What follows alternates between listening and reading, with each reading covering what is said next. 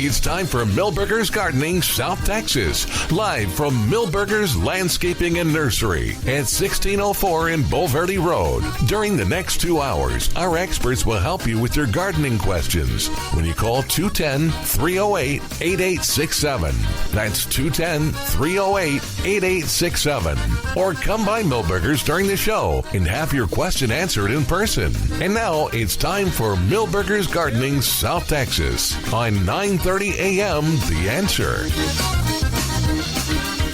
Good afternoon. Welcome back to Milberger's Gardening South Texas on 9:30 a.m. The Answer. Alex Escobar with Dr. Calvin Finch and Mark Peterson. Give us a call at 210-308-8867, 210-308-8867. And we are live today it was a pre-recording last Sunday for Easter. We're semi-live today. Yeah, I was going to say, speak for yourself, sir. Yes. I'm only on my first cup of coffee. Yes, we are live today, so give us a call at 210-308-8867, 210-308-8867. Or if you're here at Milberger's, you have any questions, come on up to the patio. We'll do our best to get them answered. I'm kind of curious about the amount of rain everybody had, and it seems like it was really an erratic. Oh, it was spotty. At least from what I hear, it was very spotty. Well, I got up this morning, and I first thought was it didn't rain at all, but then I looked, and there was some limited rain there, but some other folks, including Alex, said he had pretty decent rain. Oh, yes. Did you have a downpour? Is that what you said? Heavy downpour. We went into the store. It was fine. Came back out. We were drenched walking back to the car. Wow. I didn't get that. And maybe a little sprinkle. Yes. But even last for Easter, there was some good amount of rain throughout, I felt. Mm-hmm. But I didn't look on the monthly totals yet. Normally I do that on Saturday. But seems to me we're probably still behind. Just seems to me. Yeah. I mean, for the month. Now, we know that we're behind for the last 7 years. What do we? I thought it was 24 feet. 40 feet. 40 feet. Okay.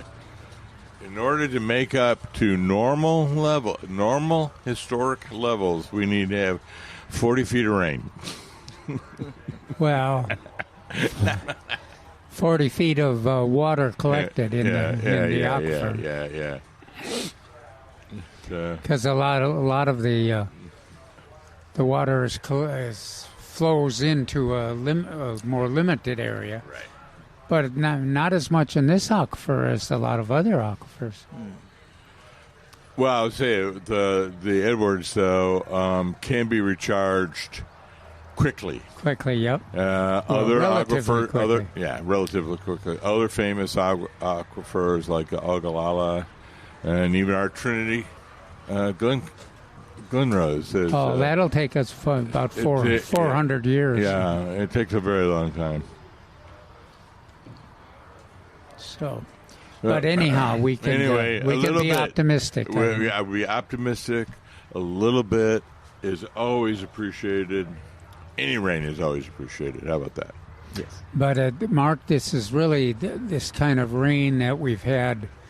Really illustrates that when we talk about the water, like in containers.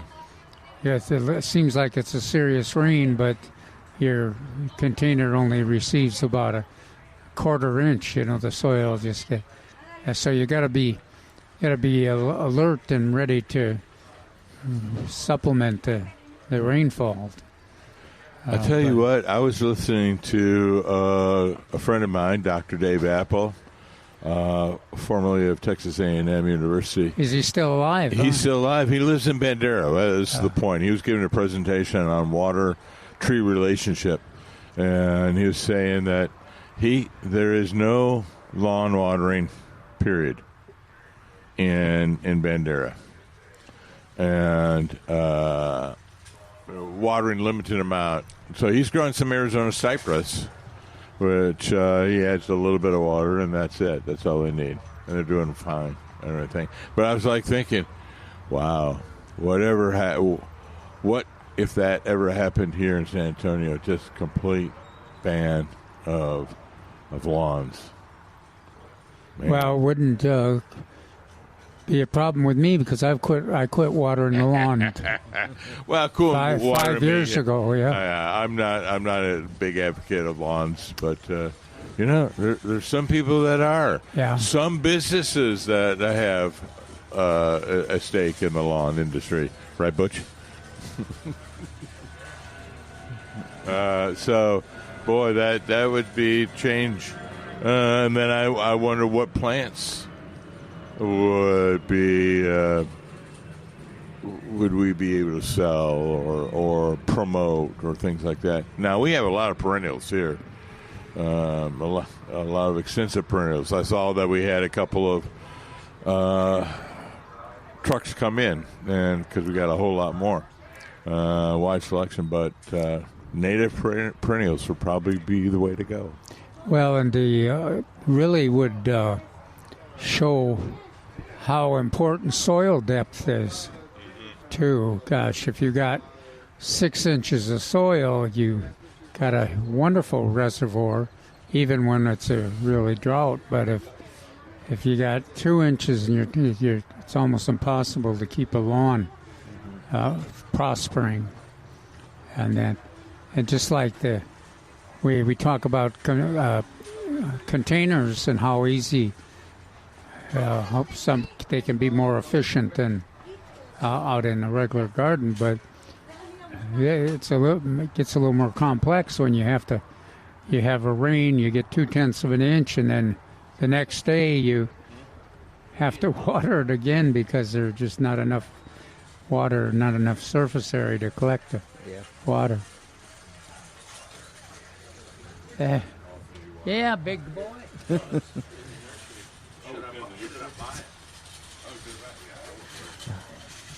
Got a lot of exciting guests here at Millburgers. Yes, give us a call at 210-308-8867, 210-308-8867. Well, the Spurs have done pretty good, Ed, huh? It may be. Wow, They sure have. It's just amazing. Looking ahead at the weather for this week, we have a good amount of chance of rain. I think today is a 50% chance of thunderstorms and a 40% chance of rain going into tonight. And about 60 to 70% going in, I think, into tomorrow. But and then you get all excited about, gosh, yeah, there's potential for rain. And then you look at the predicted rainfall, and it's 0.2 of an inch, all day. It loses part of its enthusiasm when it's not much of a rain. It's a drizzle, a short-term drizzle. But again, we'll take what we can get. I'm sorry, I was talking to somebody else over there. Did Butch want to talk? Did you want to talk on the radio? Ed? Yeah, Mark, I just wanted to interject. You talk about plants, but builders nowadays, all the new homes, they don't leave any soil on the lots.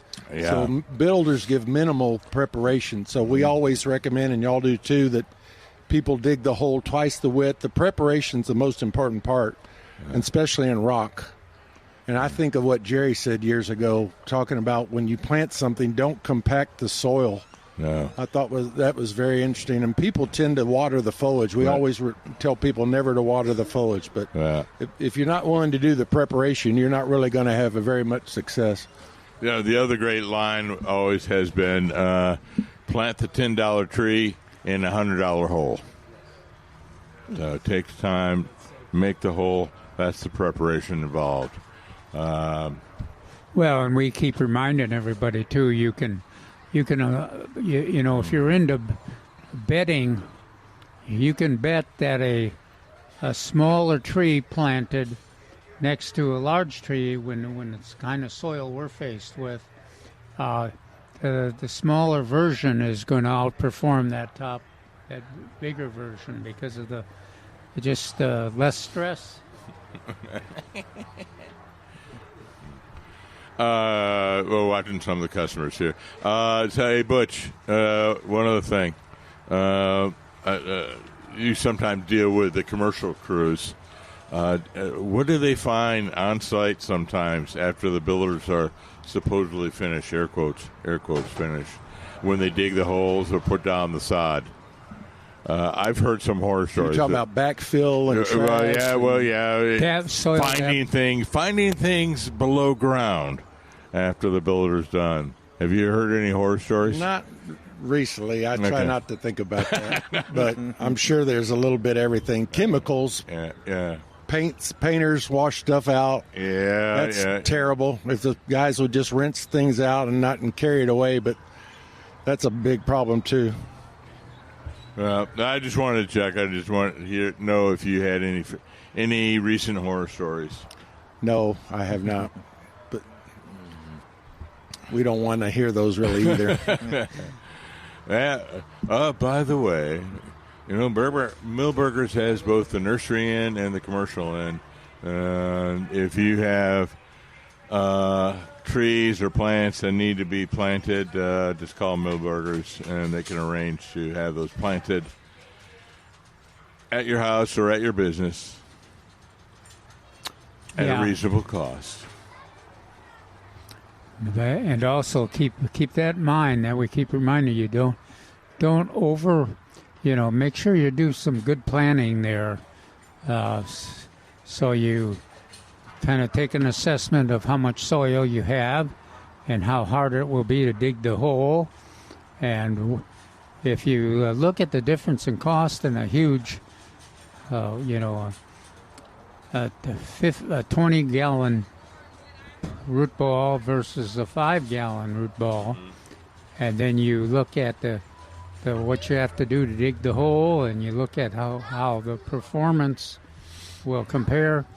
Quite often, using the 5-gallon is a better investment than the 20-gallon. Not always, but quite often it is, especially when you got to dig the hole in our limited soils. Mm-hmm. Woofta. Then again, the best size, Alex. The best size of the tree to plant. What size is that? That would be a seed. A seed? Yeah, that would be the optimal, ideal size. But barring that, then, like Calvin mentioned, we try to do a 5-gallon. That is appropriate size to take away from the nursery and the appropriate size to dig the hole. When you get bigger, then your back starts getting hurt. Yeah. Discs are missing, back vertebrae are broken, that kind of stuff. Well, and you mentioned having the like Millburgers plant, and then basically it's the guarantee is more solid. If they Millburgers plants it, then it should survive. If it doesn't, the nursery feels responsible for as long as you follow the instructions that are appropriate for keeping a tree alive and having it prosper. Well, we still got some tomatoes there, Mark. I know. I went. You saw me racing over to look at what we have. We still have Polbig, the rodeo tomato, and the folks are bragging on the Polbigs being baseball size. Yeah, I was going to say big, round, and meaty, really beautiful fruit. I keep hearing that term all the time. Is beautiful fruit, beautiful round, nice and red, beautiful fruit. And then we have some other the intermediate, not the determinate. Some of the intermediate, Better Boy, Sun Girl, Early Girl. So we still have some of those. So if you want to play around with those, come by. We still have some excellent looking transplants. Now, there's a reason why I said that, and we said that many times. Is we like determinate tomatoes because we have a short growing period. They get their growth in, get their fruit production in before the heat of the summer. And then come August, we're looking to get these plants grown and fruit production by cold. So yeah, we switch our targets. Protect the plant from the heat, and then a couple months later, we're talking about protecting the plant in the next growing season from the cold. So it's a little different from where Calvin and I grew up. We grew up in usually with indeterminate tomatoes. So they had the whole summer to grow and produce. We don't have that luxury. We're looking to get our crops in. Another thing that we had quite often in the Midwest was soil. Yeah, I mean, and rain. Something called rain. Sometimes we got too much of it. Oh gosh, yeah. Floods. And sometimes we were in church praying for rain. So both extremes. But right now, let's see. We mentioned we have tomato. And talk about perennials. Plumbagos here, and three big groups of lantanas, almost all of them in bloom. I came by on Wednesday, like I want to do every so often, see what's in, and they had two deliveries, and they were unloading all these wonderful perennials. We had. A lot of different salvias. Miss Flower. Was there Miss Flower? Yeah, isn't that Miss Flower right there? That bright green stuff? Oh, yeah. Yeah. And so we still have some Dianthus, Mexican heather. Plumbago, lantana. Yeah, you mentioned lantana. We got a whole, 4 rows now of lantana. Now we've got... we still don't have the Dreamland zinnias, the larger zinnias that we expect to put in our cut flower gardens and the borders and everything in full sun. We've got some great colors in the. I didn't check those out, but it looks like a whole row of pink, solid pink. Mm-hmm. I don't know, are those petunias or? Yeah, back there they are. But right in front of us here are your smaller zinnias. Mm-hmm.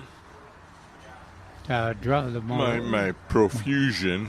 Yeah, drought-tolerant, disciplined grower. I planted a bunch of them in to replace some of the pansies and the cousin of the pansies. What was that we often use for the cousin? Small containers in full sun. Not the viola, not my viola. Oh, yeah. Okay. Yeah. I call them because I do like violas for that very reason, for small beds or hanging baskets or containers. Oh, and there's some nice moss roses over there, too.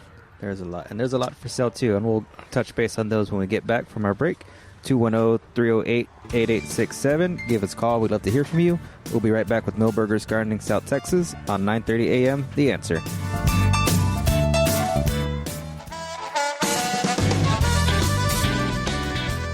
Welcome back to Millburgers Gardening South Texas on 9:30 a.m. The Answer. Give us a call at 210-308-8867.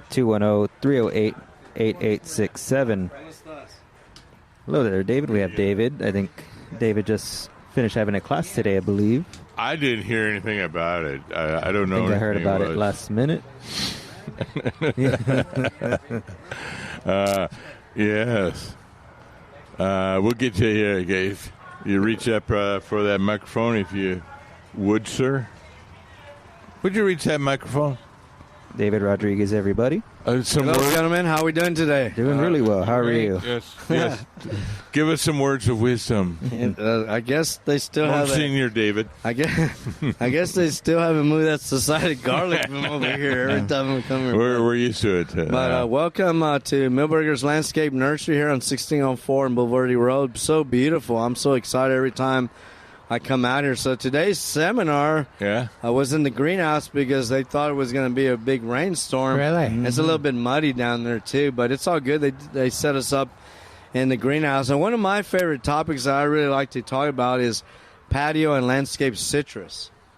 So we were almost 10 o'clock, and I only had one person there. Well, it's nobody here, and then boom, everybody started to show up there, which is good. So we had a good spectacular plants. So, yeah. So really I love showy. citrus. Talked about Dr. Moy and the Satsuma mandarins at the Botanical Garden, orange and Arctic frost, and covered quite a bit of subject matter. Are there still Arctic frost available? Orange and Arctic frost and bumper is Saxon, Becknell and Sons, has the exclusive in Orange County near Beaumont. Okay.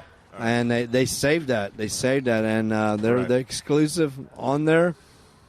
I'm not sure if they have a inventory from Saxon, Becknell and Sons here, but they have a lot of other good citrus here as well. So just touch on that just briefly. So one of the best citrus for our area, if not the best in my opinion, was on the verge of being lost to the industry. That's correct. And one wholesale nursery stepped up and saved it. Greenleaf and El Campo originally took the mama plants from the Botanical Garden, and they're not a fruit tree grower, and they did it for a favor because of the ornamentals. And they were doing cuttings, and then they had a lot of issues with the thorns. And they were about to drop it, and Dr. Stein had a powwow with Saxon, Becknell and Sons, which is they grow 90% of all the container citrus in the state of Texas. Wow. They do an excellent job. Who's that? Saxon, Becknell and Sons in Orange County near Beaumont. They do a good job. Gosh, the been getting questions on plant. Gardeners say, well, this is my favorite plant, plumeria, even folks wondering where all the zinnias are, right? There we go. Yeah. Calvin has to have zinnia. You probably have one at your house. Is it the wholesale market? The wholesale production area seems to be erratic. Remember, we lost our major grower here. Peterson Nursery, they closed the door down. We've had some challenges on weather, too. And so we're getting a good chunk of that inventory, particularly vegetables and other, from Hujay out of Schulenburg. And you can tell Peter and Nelson that on his yesterday's availability, he has a good selection of zinnias, FY. So tell him Hujay has a good inventory on zinnias for this coming week.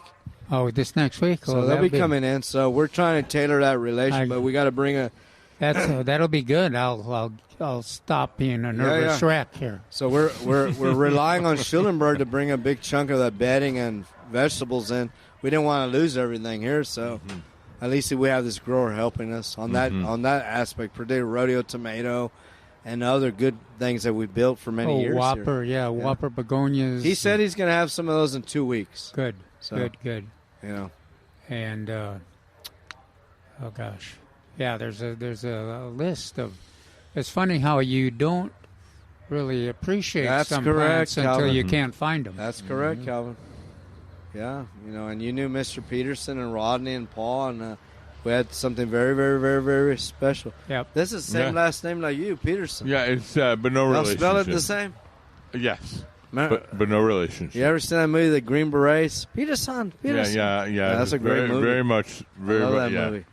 With a Peterson. But everything's good. Everything's good. And folks, if you haven't been out to Millburgers Landscape Nursery, they do a great job out here. It's so beautiful out here. Great selection, a lot of cool plants. Did you? I'm sorry, did I miss this? Did you hear? We're getting some really good reports on the pull big. Yours going good, Pobig? Mine are, and Larry Stein said his is pretty awesome. Yeah, the ones at the Urban and Farm. our gardeners are reporting that they're having, baseball size and they're doing well. You know, that old partnership relationship with Dr. Parsons and I years back, if it did good, I'll take credit. If it does bad, we'll blame him. So now Larry and I are doing that. Oh, I don't know nothing. Call David. I don't know nothing. Call Larry. So it's all good. But, yeah, you're right. Pobig has been performing pretty well. Of course, we always takes more than one season and that's correct. Half a season, but that's correct. It's a good, real well, we positive trialed it direction, for a few years locally and around the state, so we like it. So, do you think it's one of the best tasting tomatoes? It might be the best tasting tomato you ever grown and ever tasted. Well, Remember, it why says does that sound familiar? I think annual saying over here. I've heard him say that a few times. Every year for how many years now? Maybe. Never fails. Might be. See, maybe, right? Yeah. Could be, should be, maybe. But thank you guys for everything you do, and if you guys are looking for plants, this is a place to come, and they have everything else too, mulches, soils, and much more. Right? Yep. Okay. Thank you guys. Thank you, David. All right, we'll Thank talk to you later. David. All righty. All right. All right. Thanks, David. All right. And next time you come, give us a report on how your new garden area is doing. We will. I think I'm here next Saturday, right? Possibly. I think May 2nd you have the spring vegetable gardening, correct? Saturday, May 2nd. Yes. May 2nd. May 2nd? May 2nd. Spring vegetable. Yeah, I'll be busy in New Braunfels. Oh, yeah, May 2nd. That's true. Got a busy month coming up in May. 210-308-8867. Give us a call. 210-308-8867. Want to talk about some of the sales we have going on here at Millburgers. The Mexican petunias, regularly $9.99, on sale for $8.88. We have Coleus in a 4-inch pot, regularly $179, on sale $8 for $12.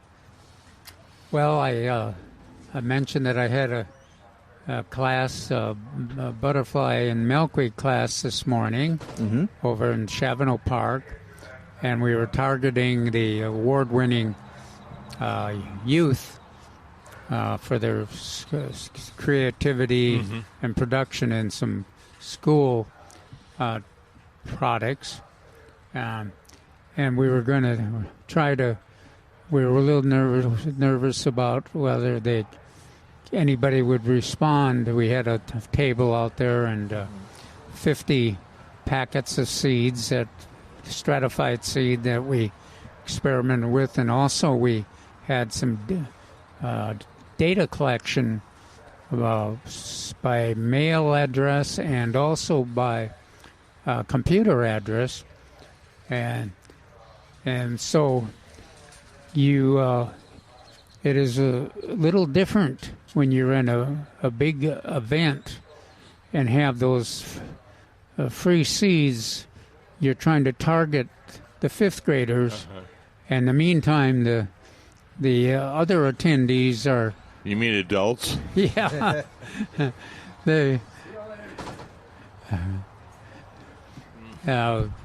So we ended up. I was worried that I thought, well, gosh, we would be worried we won't be able to distribute those seeds to the kids.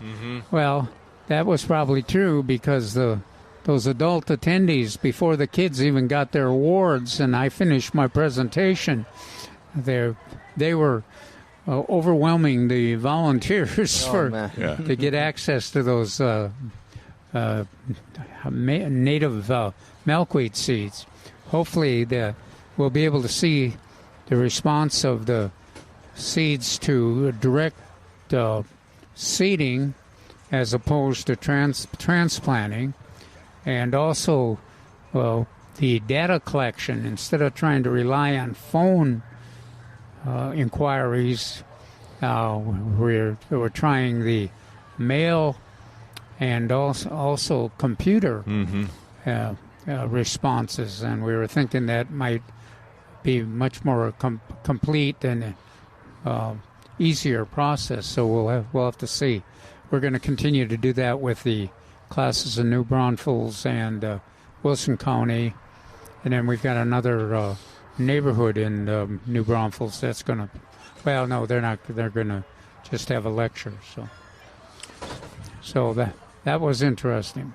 I was going to say, I was thinking as you were mentioning that, also in my head, I got a quote from Karen Guz, the recently retired director, vice president of conservation. I can't remember her, didn't we? We used to work with her, didn't we? Yeah, we used to work. So when you're describing the two methodology of getting the results, I can just hear in my head going, Mark, it might be interesting to find out what is a better method, a paper or a computer among this data set.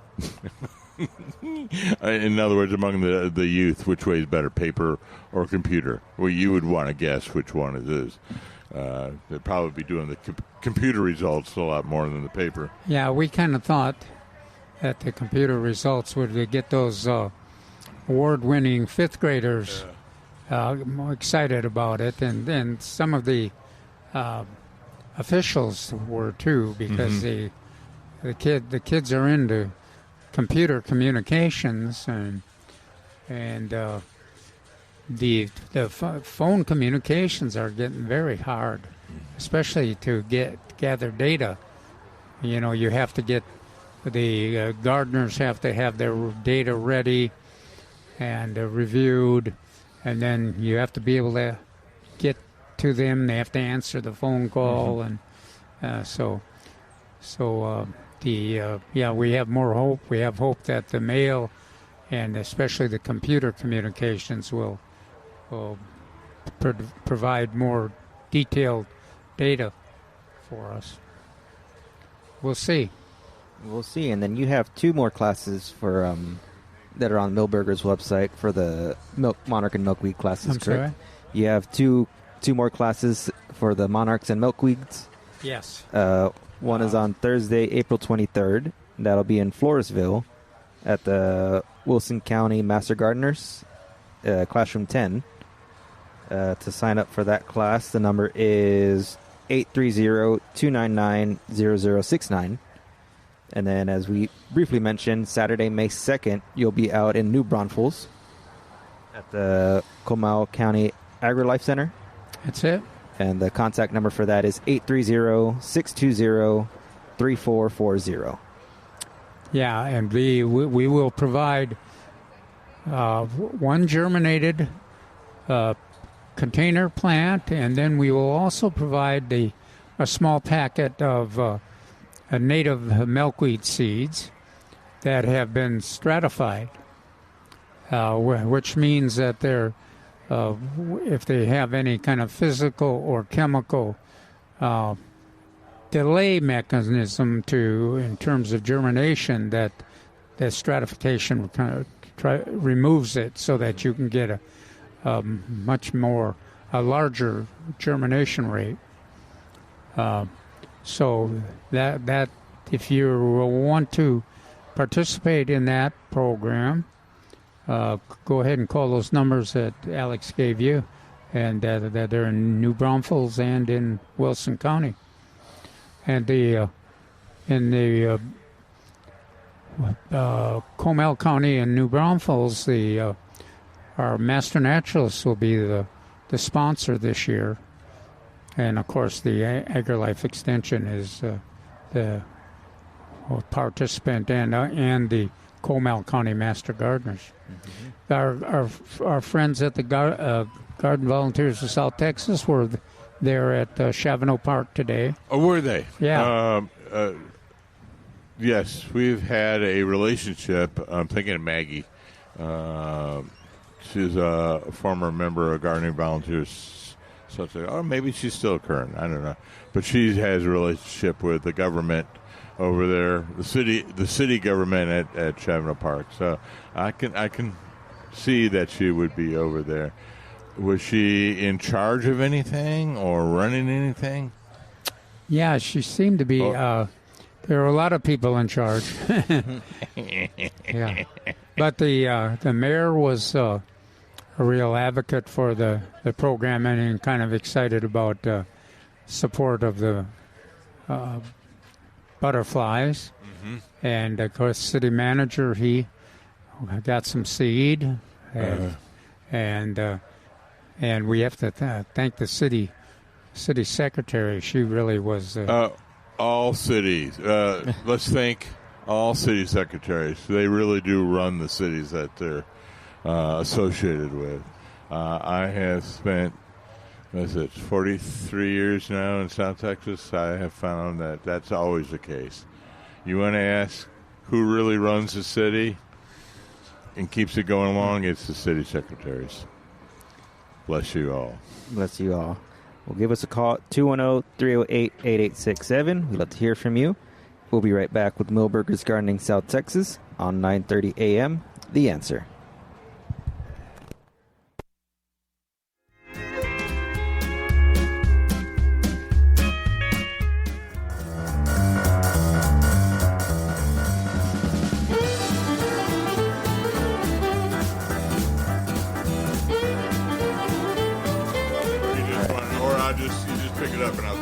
Welcome back to Millburgers Gardening South Texas on 9:30 a.m. The Answer. Give us a call at 210-308-8867. 210-308-8867. If you really want some bees. We have some guests here. They have some. We had some. They have on their property. They have 2 lovely lilac chase vitex trees, and yes, with their blue flowers, they are very attractive to bees. And so they have these 2 large ones at the front gate, and it's causing a problem. So they're wondering when to move them, or if they can move them, correct? Correct. All right.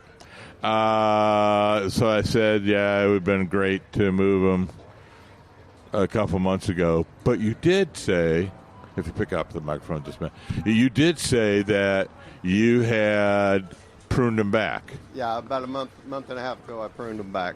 Yeah, that's good. We can hear him. Okay. By how much?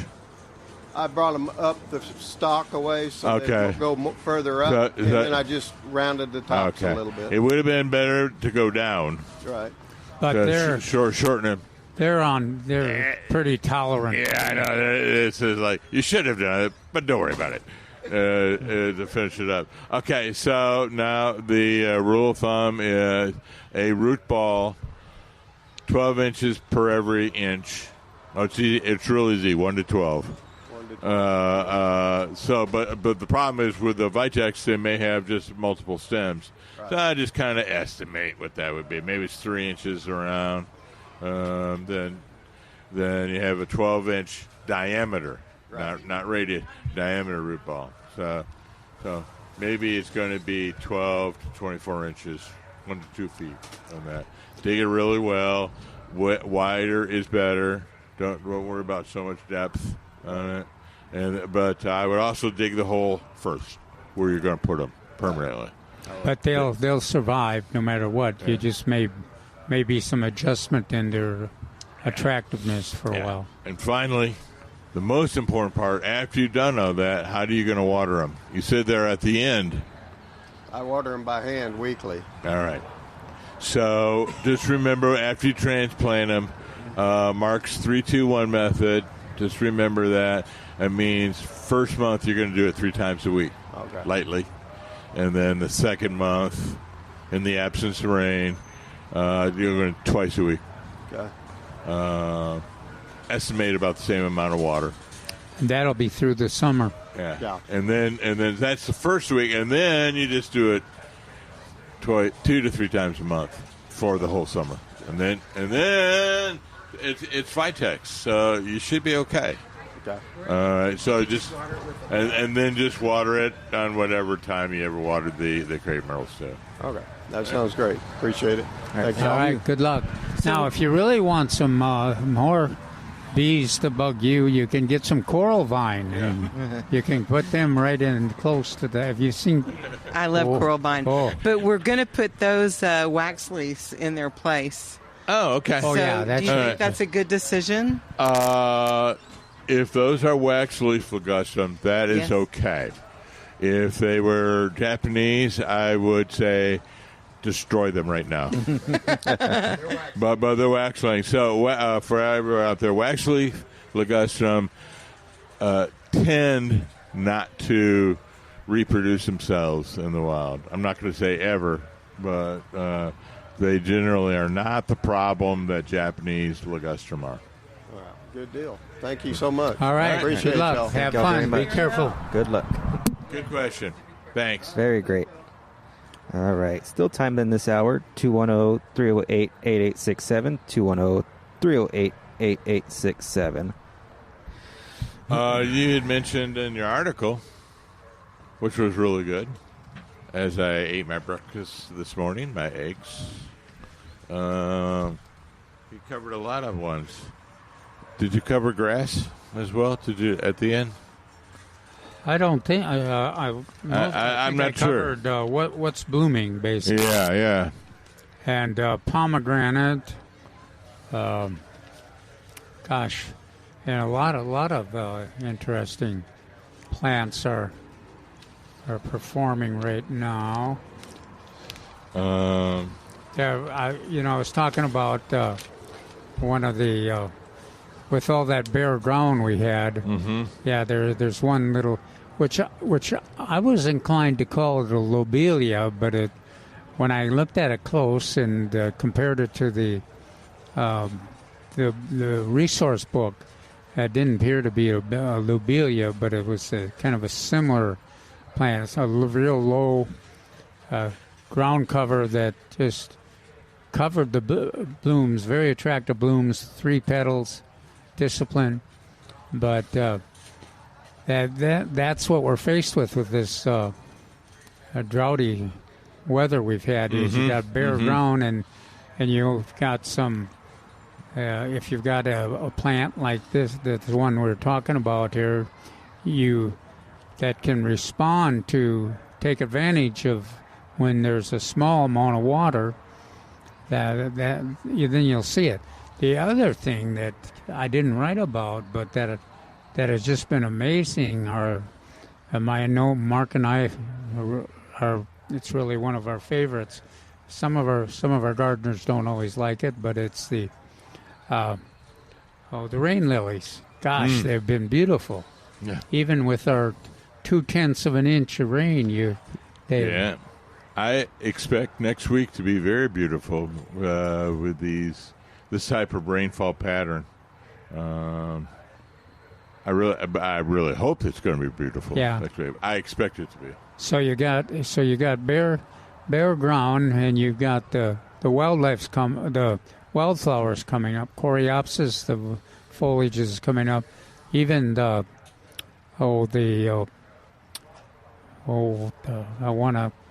one with the orange firewheel. Mm-hmm. Firewheel are starting to bloom, and poppies are blooming. Yes, and bluebonnets. I saw some bluebonnets on the road. So there's some places that really look good. Yeah. Last week or the week before, that was a lot of the evening primrose, pink evening primrose. And then I found out that the pink moon, full moon, was not named after the color. It was named after the evening pink primroses were all in bloom at that time, so that they call that the pink moon. Although that's the story I got. I could be wrong. I don't know. Now, then another thing that I really emphasized in the article was those snapdragons, and that we kept predicting that spring bloom period they had, and boy, they are looking unbelievable. Especially if you were lucky enough to get some rockets, big, large bloom areas, bright colors. And I was really glad that in my garden that I planted several rows of each color in the garden, and so you could see those bright, the reds, the yellows. They were just unbelievable. And our friends, the ones that heat up the garden, or which would look like mums, calendulas. Yeah, they're looking very good too. They responded, recovered from that freeze that we had. But yeah, I think the snapdragons have probably got another maybe 4 weeks left, and then we'll probably have to replace them with zinnias and vincas. We are in that transitory period that we're going from mostly cool weather to warm weather, warm season color. But I always look at it as a good time, because then I can mix and match. A little bit of this, a little bit of that. Yeah. And ride out the vagaries of Texas weather. Well, and the dianthus are still doing well, and so mark your little white flowers too, with the fragrance. I have a dianthus here. I bought one. Okay, and help me on the what is the white one we like? It's got the other one. It's got a violet version and a white version, and fragrance is very. Oh, Alyssum. Alyssum, yeah. They're doing real well. Keep them watered though. Last time I look on Facebook, and they have an advertisement for plant these with your tomatoes. And then I realized it's not from around here. We have plant basil and alyssum. And I'm like, I don't know if I'd be planting alyssum right now for my tomatoes. But why did they say plant them with is for taste or for looks? Or? Well, it's always a lot of these are urban legends. The basil and the tomatoes work well together. I don't know. No one's ever explained the reason why. The alyssum is a bee magnet, and I can see planting that. The bees working with the alyssum and the tomatoes and pollination and everything like that.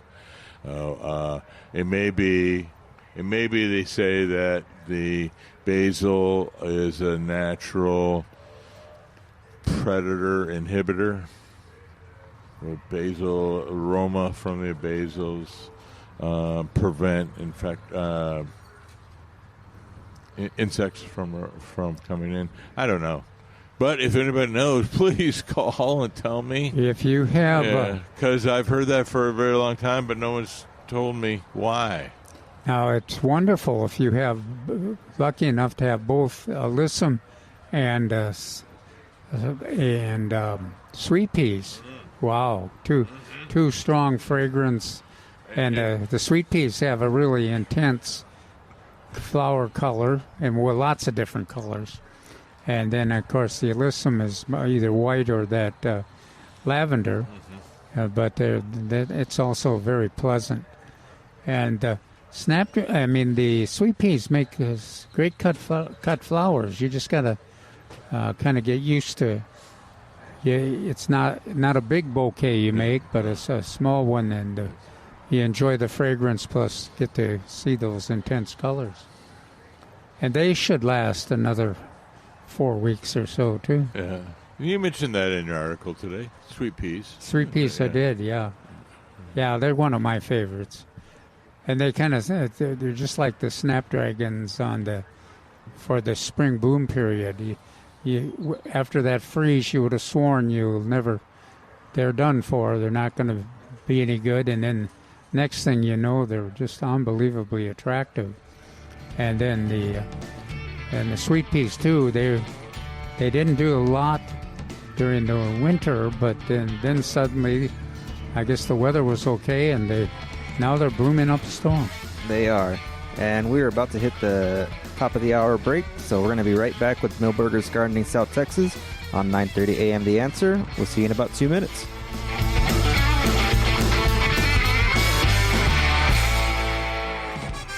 We're back with Millburgers Gardening South Texas, live from Millburgers Landscaping and Nursery at 1604 in Bulverde Road. Come out to visit or call us at 210-308-8867. That's 210-308-8867. And now back to Millburgers Gardening South Texas on 9:30 a.m. The Answer. Welcome back to Millburgers Gardening South Texas on 9:30 a.m. The Answer. Alex Escobar here with Dr. Calvin Finch and Mark Peterson. Give us a call at 210-308-8867, 210-308-8867. This erratic rain, it's a little annoying because you want it to rain, but then you don't know when and where it's going to happen. Yeah, it's hard. Well, right now, I guess the priority is rain. Let's have some serious rain. Yes. Because we need it. But you're right. It's hard to plan anything if you don't know when it is going to rain. And it's such an erratic pattern that makes it more complex and a little harder to cope with. Well, that looks good. That bougainvillea and oh yeah. Yeah. It's kind of a different color. Yes. 210-308-8867. We have Bert on the line. Bert, it's good to hear from you. How are we doing? I'm doing well. I had a little incident Monday, but I'm not allowed to speak over it over the phone because it was a medical thing. But I wanted to ask you about vines. About vines? Okay. Because you were talking about them. How does a Confederate jasmine do here? Does very well. Confederate jasmine. That's one. There's a list of those jasmine that has fragrant blooms, and the deer don't eat them, and they're attractive. They're mostly leaners rather than contact tanglers for the jasmine. That's what I was wondering, because when I was living in Louisiana, in New Orleans area, I used to grow them. I put, how should I say exactly? I want to make sure I get it correctly. I put trellises about 6 inches to 10 inches away from the building, and I let the vines grow up, and it helped keep the building cooler. Plus, it gave a fragrant aroma. Yeah, they're pleasant. Now they can, if the wind pushes them off, that leaning characteristic sometimes can be a bit of a challenge. I thought your idea was excellent, the way you described it. The only other thing I always add is, in the case of this Confederate jasmine, star jasmine, build the trellis sturdy. They produce a lot of weight, and then when they grow tall, they can. Mark, I'm telling you, I used to grow my own bamboo, and I know how to weave it, and while they're still tender and young, so they make a good trellis, and they're strong when they get old and they die. Yeah. So you know what I was talking about there. The advice is that jasmine gets very heavy. Yeah, the deer don't eat them. The pollinators like them. I'm not sure how long is the bloom period on those, Bert. Well, I don't remember because, when I was in Louisiana, they grew continuously through the year. They died back in the wintertime when it got very cold. Yeah. But then they came back in the spring. They're a pretty desirable plant, and they fit in a lot of situations. I'm thinking they're even pretty shade tolerant, aren't they? Yeah. Yeah. Yeah, that's a nice thing that they'll do both. And if you got a spot that's sunny in the morning and shady in the afternoon, or vice versa, they do wonderful in those circumstances.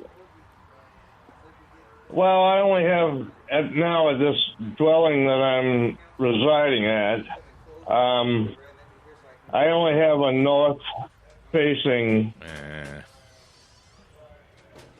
So that's why I'm trying to go. It's like in the yard. The yard is very good. I'm learning this year because this is my first year with the yard here in the springtime to find out where the shade trees fall. The shade of the trees, excuse me on that one. That's half the fun of a new landscape is to get used to it and try things and change things. I tell you, it's very good to have a yard. I'll tell you that. It's like when I used to call you all in the last couple of years, it's like I was living in an apartment complex. Now I have a yard. And it's like, it's so interesting to see the aspect because, like, I got a skunk that has adopted me, a possum that has adopted me, and a couple of doves, a male and a female, and a couple of squirrels. I'm like, life doesn't get any better than that. I mean, if you can laugh with me, laugh with me. I'm not gonna lie. It's like it is very great. Like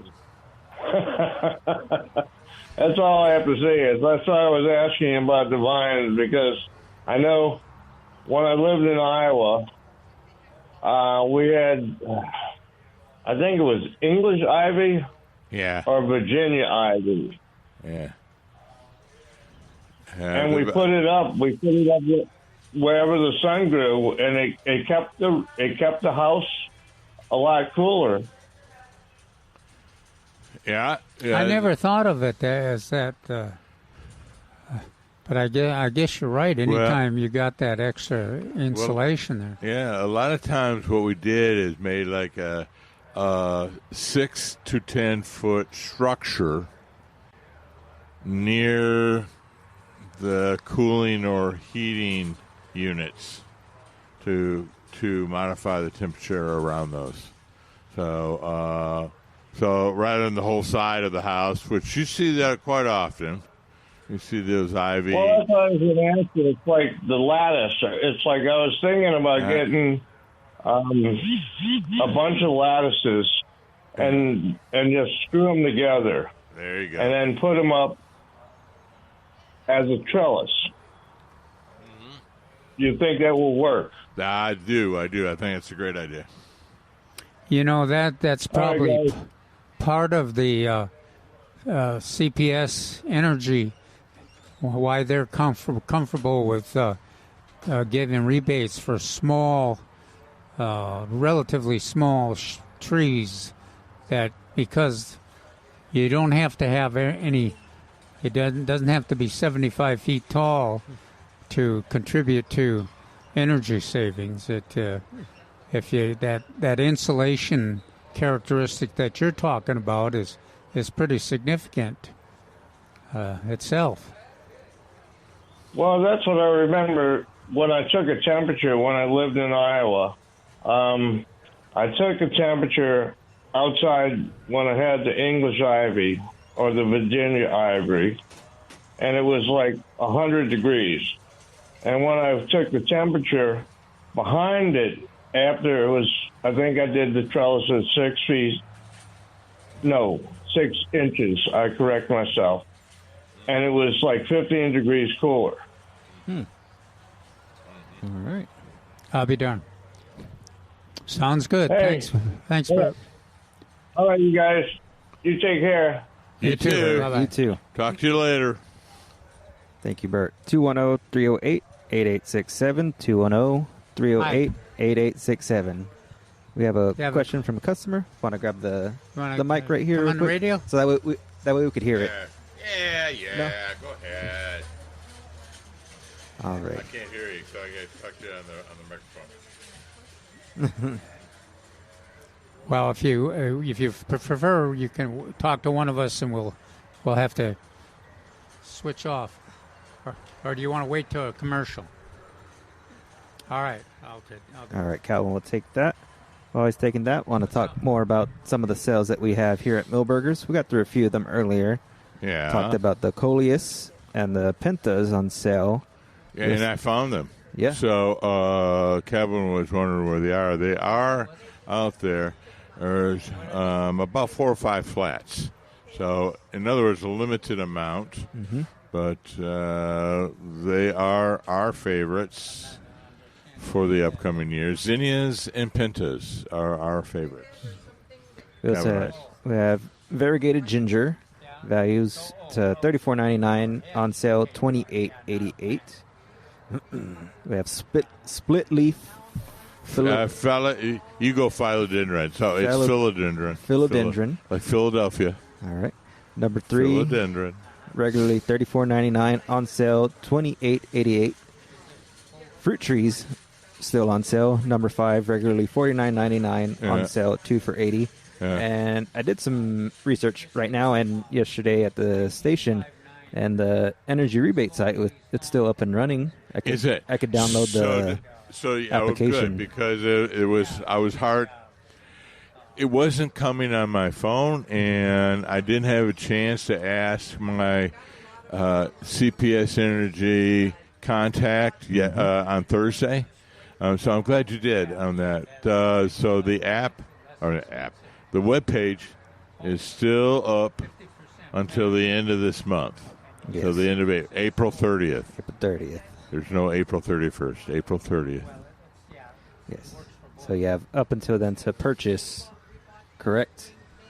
So they have to be purchased by that. April 30th. Yes. And you save the receipt, you download the application, and you send your receipts in with the application back to CPS. And all the approved list is on the page. Right. It's a great green shade tree rebate program, and it's great because it's $50 for a tree. It has to be 3 gallons or number 3 or large, as they teach us now, number 3 or larger. And then they eliminated the requirements that I had initially when I first developed this program with them. I had it, they could only be on the southwest or east sides of the house. Well, you can't find that anymore on the application. So it's just planted anywhere on the property. Plant anywhere.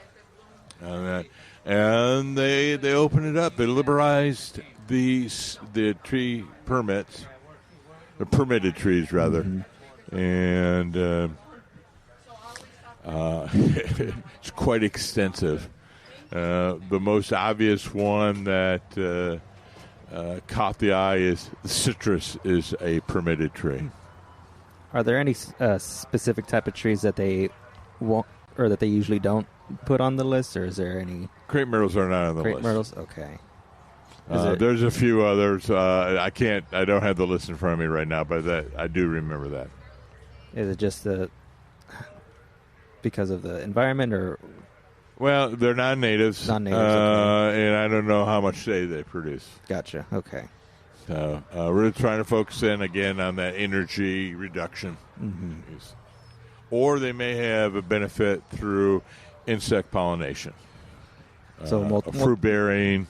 So they may have another additional aspect of it like that. Crepe myrtles, yeah, pretty, but not. To some people, not really a whole lot beneficial to the environment. All righty. Some other things for sale: the Coco Loco potting mix. Yeah, you see that? So it's a coconut fiber based mix, and it's frequently used in hanging pots and big containers. A raw version, you may see it alongside the road on a construction site in big long tubes. That's a more raw version of the same product. On sale regularly $29.99. On sale $24.88. We also have Millburgers Premium Lawn and Garden Fertilizer, the 1959. That was my segue for us to talk about that. Kevin and I. The fertilizer. Yes, a 40-pound bag covers 7,600 square feet, only $49.99. Well, and that works for the lawn and it works for flowers and trees. It's a good fertilizer. A lot of times you determine a fertilizer's value by how much the nitrogen it has and what the cost per unit of nitrogen is, and that's usually that product is usually the one that comes out the most efficient. Works well, and it's one that's worked well for a number of years. Now you probably would not want to use it in containers. No, because it's you'd want to. It's not going to be bad. It's just not cost effective on that. And the product that we usually recommend, things like Osmocote or Osmocote Plus, they're really designed for being in containers. Yeah. Well, what I was going to suggest is, and you briefly. That's why did you mention it in the article? And it was on This Week in the Garden, talking about application of the fertilizer. I don't know. Do you still would recommend it on the lawn right now, or would you wait? I would if the lawn is growing. Now, if you're a neighborhood that received a fairly substantial rainfall, you may have gotten a good response in the lawn growth, and then you could have end up accomplishing that mow real grass twice, and then it's time to fertilize. So yeah, you still. It's still if your grass is growing and you're mowing it, now is a good time to fertilize, or up to quite often people will fertilize about May 1st even. So it's a good time, and you can take advantage of the availability of the fertilizer. And that fertilizer stores well, too. Yeah, that's what I was thinking when I read it, or was thinking about fertilizing the lawn, and then I saw the article where it was on sale, and I went, yeah, that's a good buy. Get it now, because that fertilizer does store fairly well. And so and it's always... Come and get it now, and then use it. You may use it now, or you may use it in 2 weeks.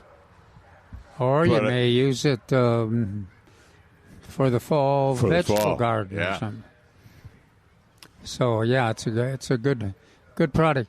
And then Mark usually brings up the fact that it not only has the nitrogen and phosphorus and the potassium, but it also has a significant amount of iron and sulfur. Yeah. And it does. I was doing a presentation yesterday to the Dominion HOA, and I was recreating one of my old programs at SAWS, and I realized I jumped into fertilization, and I realized I didn't have a slide talking about NPK or a complete fertilizer or what are the most important molecules, ions, salts. And then I had to explain that all on a blank screen. I had a blank screen. I'm going, well, this slide should have said a little bit about it. But as I told them, nitrogen is the most important element, nutritional element. And you can usually count on that in our soils, that you can count on that being deficient. Yes. And That's why it's the most important. It's an anion, which means it flows through the ecosystem, but it's also hot and sometimes moist here, but usually hot enough so that it's rapidly depleted within the sources in the ground, but also it's used up quickly by the plants. Yeah. And so it's usually something in deficit and what we have to apply almost continuously. All righty. 210-308-8867. We're going to take a quick break. We'll be right back with Millburgers Gardening South Texas on 9:30 a.m. The Answer.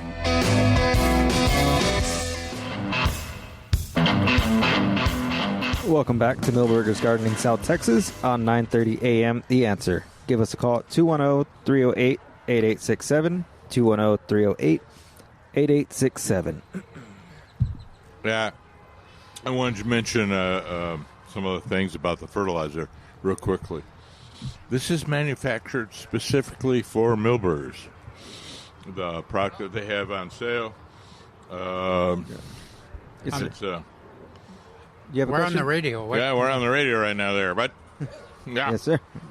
Yeah. All right. Yeah.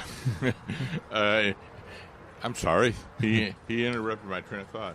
But anyway, it's made specifically Millburgers, so it's 1959. Mm-hmm.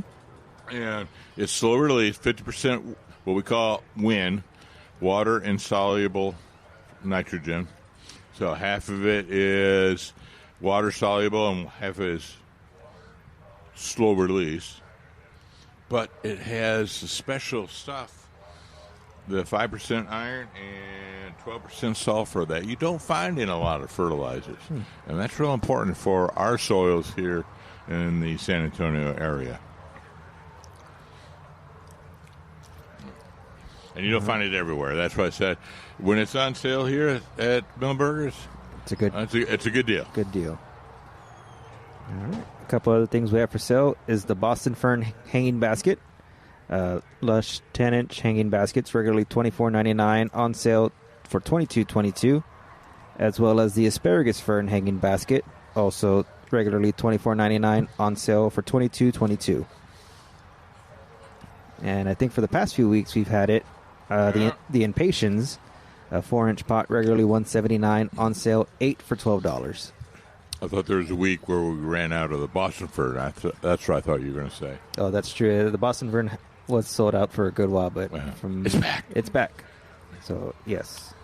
Yeah, I was noticing and I had some questions on this. Folks that were looking for disciplined growing small shrubs, even some that were not eaten by deer, but that were shade tolerant, some that were evergreen, and there's a bunch of them now. It looks like there's about 6 different nandinas that kind of fit that definition. You can really find a attractive one. Some of the hollies. Now, most of the hollies the deer will eat, but not the dwarf. Our most common one that they don't eat that, and they don't eat the dwarf, that Chinese holly either. And a version of that called Carissa, Carissa. Does it have a small leaf like the? Yeah, but it only has 1 point on it. Usually one, maybe 2 points, whereas the Chinese holly or the dwarf Chinese holly has like 5. Oh, yeah. Yeah, 4 on each side and then 1 on the tip. The dwarf Chinese holly is really an attractive plant, the color and that is a little less disciplined than those nandinas I was talking about. And then some of the other selections are over there. It's the ones in back of the building here that we've talked a lot about. The ones the shade tolerant, then there's versions that are 12 feet tall, and then there's some that are 3 feet tall. So they got a really good selection of viburnums. So that's kind of our big three. The Yopons, dwarf and standard, and the viburnums, the hollies, and some of the nandinas. Those are kind of our big ones down there for shade, evergreen shade. Yeah. And it doesn't take a lot of pruning to keep them. They're very disciplined growers. Now, another one that folks often ask me why I don't mention as much, and that's boxwood. It's not my favorite because it's so hard to explain why it's not, in some situations, is not performing. Whereas these other ones we're talking about, you plant 10 of them and you expect all 10 of them to work the same way. Whereas the boxwood, you plant 10 of them and 7 of them look really great, and 3 of them are mixed bags or are not a very attractive. Well, it's a design element that I'm not favorable to. So long edges of a sidewalk or in front of the porch or the house, and then one dies. Well, why did that one die? It disrupts the whole flow. Yeah. And I go, I don't know. Yeah, and trying to get that uniform look back again replacement in there just seems like it's impossible with those boxes. And so I dislike it. I recommend against it, and that goes with we talked about the buffers, the hedges. I'm not into one species all the way along. I'm like diversify to 3 species of different heights, different shapes, and they'll be a much better buffer for you. Boy, and if you're looking for examples to select from, this is the time to do it. I mentioned that 5 or 6 different nandinas there, but they're all in right in that large area over there of all those plants that we talked about. Mostly evergreen, mostly deer-proof, shade tolerant, and a great choice for if you want that compromise between neat and also attractive discipline.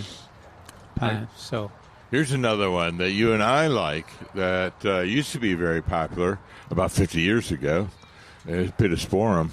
Oh gosh! Yeah. And I know we have some back there. Oh, I love that standard Peterson. Yeah, it's the standard, and we care for the solid green one, not the bicolor, and not the variegated one. A lot of people like the variegated one. I like just the solid green. It's the flowers that really attract. And fragrance. Yeah. And they kind of sneak up on you, and then you for a 3-week period you have that bloom and that wonderful fragrance, and the rest of the time you've got a evergreen plant, drought tolerant, fits in a xeriscape for sure, and can put up with pretty tough soil situations. It's really it's sometimes you use it in those tough soil situations, so it's a little harder where it's hard to have a uniform series of plants. But the thing about the Pittosporum, it has kind of a character and kind of a floating look. And it's like you said. Well, if I have 4 of them in a row, 5 of them in a row, if I lose 1 or 2, no problem. I can fill in because it has that open, airy shape to it, and I can and redirect some other plants or different sizes, different species, different sizes on that. So it really works really well. You'll find this in a lot of the older neighborhoods. And it does well in shade. Are you saying my neighborhood is an old neighborhood? I am. But I also live in an older neighborhood. So I live from the 20s and 30s. Yeah, we have some older plants in my neighborhood. Excuse me. You're just rolling with the punches here, Alex. Just rolling with it, yeah. Yes. Two old guys remembering plants. Reminiscing. 210-308-8867. 210-308-8867. I didn't. Yeah. Other people come in and reminisce with us. Yes, go down memory lane. Did we get any response on our Easter show, recorded show? Not that I've heard, but I know it aired, so that's all I know. Yeah, because I thought it went pretty well, and it was a kind of an interesting discussion. A lot of we didn't have a problem with finding topics. Oh no, there was plenty to talk about. So that's always an issue when I brought in some notes, and Calvin looked over my shoulder and saw the first one, the biggest one was rain, with an exclamation point. And I really do wish we have some rain. After 5 or after 6. After 6. We were always told that we want rain here at Millburgers, but it had to be after 6 and before 10. I wonder why. Yeah. Well, what about the Mark? What is new about your the shows that you produce? That's an excellent. Yeah. So the GVSC Go Gardening videos, the Go Gardening show is. We do 2 a month, and they drop on the first Friday of each month, of the next month. So we've already done the ones for April, and we talk a lot about perennials with Lee Marlowe and Drake White in 2 different episodes, and we're talking about perennials and easy to do perennials, what perennials are really tough and attract the most insects. But for next month, I just got done at the zoo Friday at the zoo, and I was with Gregory Works, head horticulturalist, and we were going throughout the zoo and finding different plants, cool plants. They have a beautiful pollinator garden that was sponsored by the garden clubs of Terrell Hills and Alamo Heights, which we did a whole segment on. Just about 7 or 8 different salvias. Really? In this, and then mist flower and some other a little bit of roses and things like that. But beautiful, beautiful garden. And then we looked at some of the annuals. And were there any milkweeds? Yeah. There are a couple of milkweeds in there. Yeah. How did they talk anything about how they got them established? No. We didn't really go. I just went milkweed, and I should have done that. But on these videos, we're doing 1 to 2 minute clips, and then went off to a different place. So we went by the gorilla, Congo Falls, largely because that's the newest habitat display at the zoo, and I said, let's promote that one. They went, yes, let's do that. And it was over 250 plants that they had to use for this new habitat, brand new habitat. And each one has to be reviewed by a veterinarian. So that was very, very interesting. Really? Yeah. And then this other tree, this huge live oak that you don't know is there at the zoo because it's hidden. And so we got through some back gates and steps, and we're able to talk a little bit about it. They actually do an annual review of this live oak, and they do, for lack of a better term, a sonogram on it.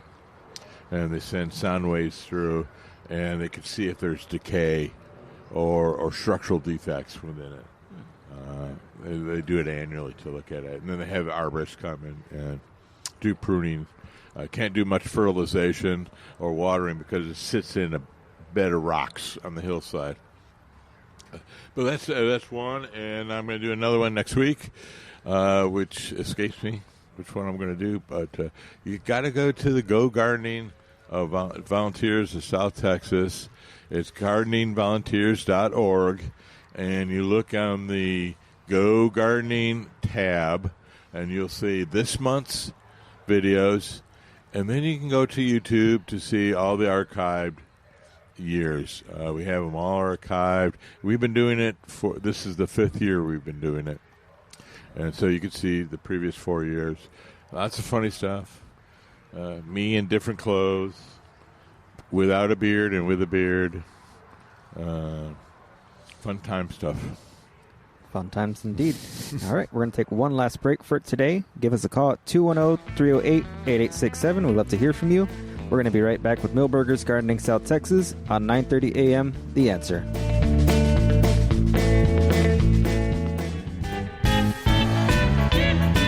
Welcome back to Millburgers Gardening South Texas on 9:30 a.m. The Answer.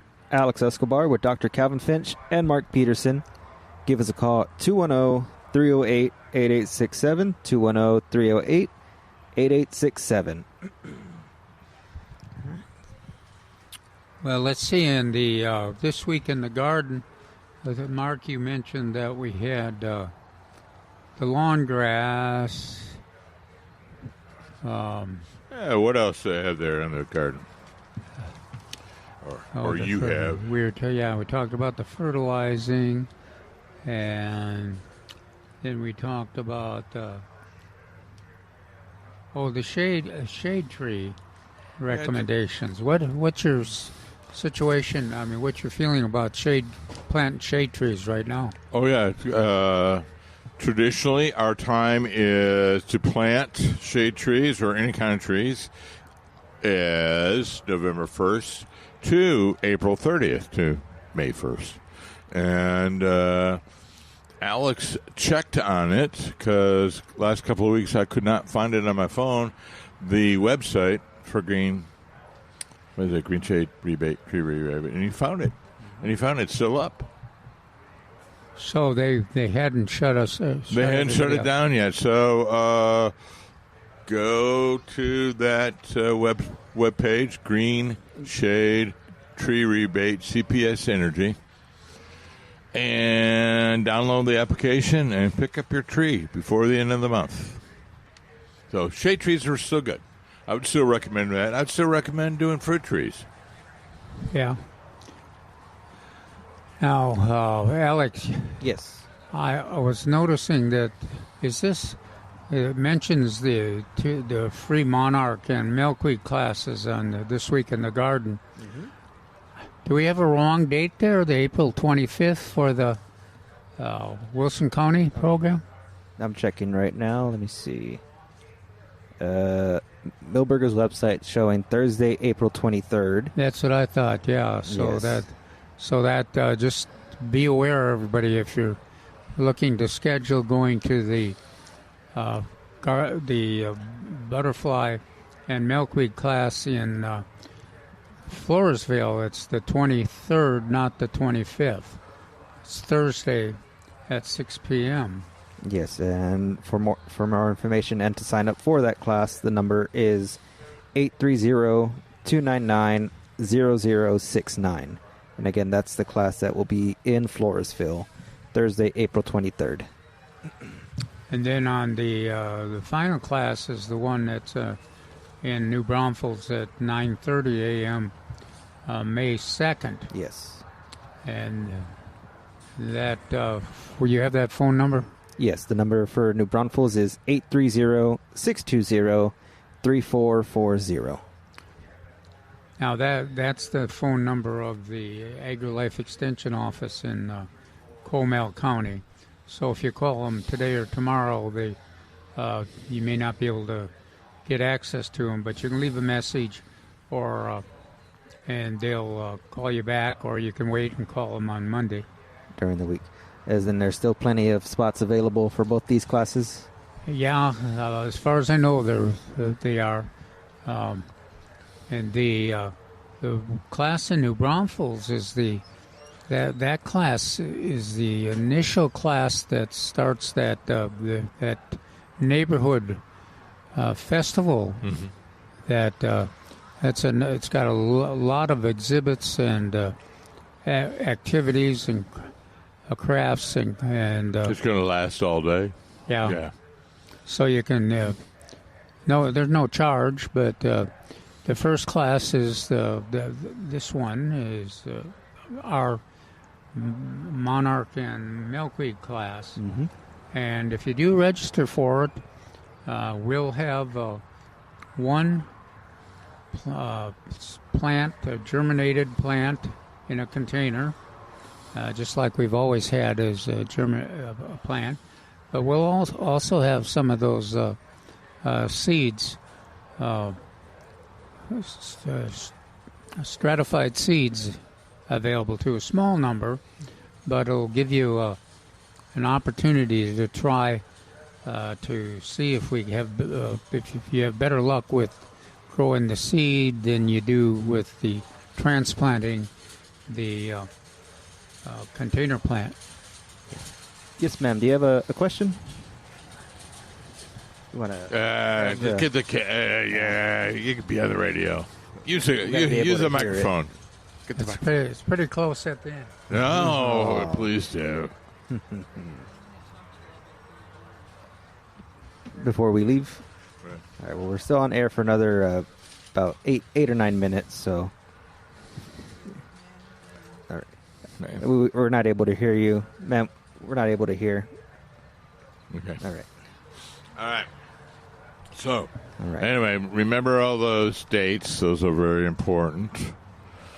And what else did I want to tell you?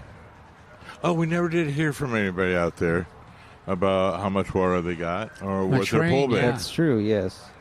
How much water did you receive in the last couple of days? Yes, we still have about, like I said, 8 or 9 minutes in the show, so give us a call for a quick update. 210-308-8867, 210-308-8867. Mark, tomorrow will you check out those the lantanas? We talk a lot about the lavender spreading lantana and the new gold, but it'd be interesting to hear what the names of those other two. So one time, Patrick, one of our listeners, came by, and we looked at those. He wanted a red one. I said, well, Dallas Red is a common name, common variety. So I went over and looked at some of the tags on the containers, and they were like Simply Red, Big Red. So I'm going to do that and look at that. And a lot of them are. They look like they're certainly more upright than our spreading lantana. So a lot of them have orange and yellow. That is a characteristic of the native lantana, but it's also characteristic of some of the newer hybrids that they have. So, I'm going to go ahead and do that and look at that and give you a report.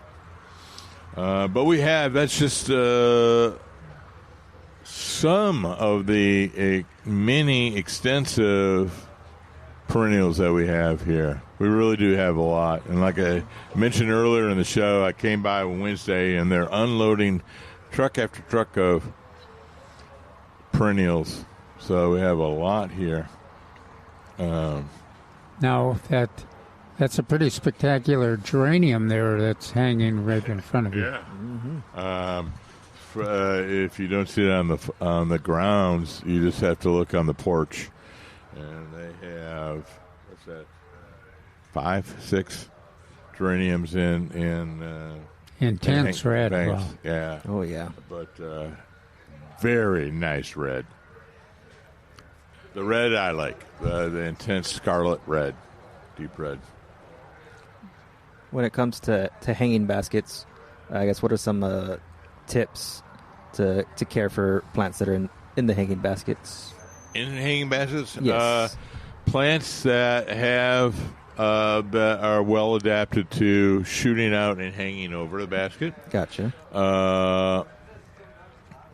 Sometimes you like maybe a different species that are upright a little ways, so kind of cascades out with a little central plant. Good soil, good compost, good organic soil. You can use some of this, what is it, Loco or whatever we have. Coco Loco, yes. Yeah, that. But here's the thing that I find always important. Some people put them up so high they can't ever water them. So put them at a place where you can easily maintain them without too much difficulty. That way that you can be assured they're going to get water. Some people put them like 8 feet tall. I'm like, how are you going to water them way up there? Oh, they're going to look so good when they finish growing out. And I'm like, yeah. It's pretty embarrassing if you shoot the water straight up and it comes down on the plant and your head. The plant does. You cook it and you hit it and it comes down on top of your head. For the most part, are they usually in the shade or can they be in sun? Yeah, or that's be. Think about where you put them. Generally, you put them on a patio. Yeah. So now, some of that patio may get late afternoon sun. You have to think about that with the proper plant selection. So you want plants that can tolerate some sun. One of our favorite plants is pintas, but pintas are not real conducive to hanging baskets. Much more, maybe a container at most, but beds are better. But some moss roses. The moss roses here at Milberger's really look good. So they would prefer full sunlight. Are they on sale? No, they're not. No, they're not. Not yet. But then you just think about species that can tolerate really hot sun. So it's portulaca. We generally mention the white plumbago when it's here. And there's some real nice, not nearly as many white ones as there are blue, but they're pretty spectacular. I really like the white ones. That's why. Now I remember those low-lying lantanas. They do better in this winter and fall, late spring or early spring, and then as you reach the summer temperatures, some of the other lantanas, the new gold in particular, come on. The orange and yellow lantanas. So kind of place that in the garden, knowing that this one's going to be better in the cooler seasons, or this one's going to be better in the warmer season. And then you can't hardly beat the new golds for drought tolerance. Yeah. Last year it was pretty good too on the as far as resisting the lace bug damage. It was I don't know why. I guess because of the erratic weather and hot and cold, it wasn't just consistently hot. That is the one. They're extremely drought tolerant, pest free, except occasionally you get these lace bugs and they'll be decimated. They'll turn basically from a green plant to a pale cream colored plant. The lace bugs have sucked out all the juices, all the chlorophyll. But they come back. That's the amazing thing. They come back. Yeah, if you're aware of it, you can also do a pretty good job of preventing it with insecticide sprays and even some pruning. Yeah.